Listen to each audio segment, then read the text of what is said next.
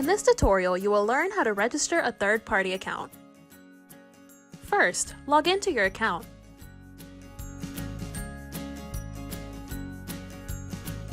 In the Start menu, click on Register Third-Party Account.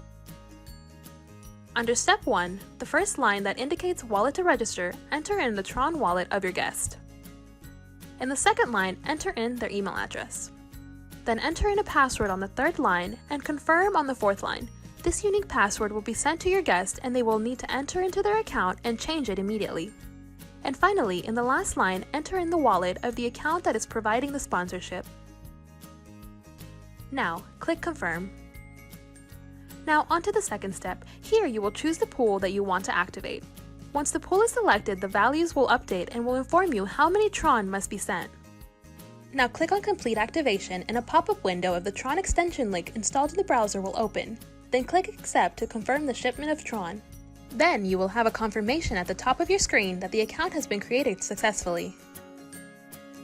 SmartApp. More than a smart contract, it's a smart way of doing business.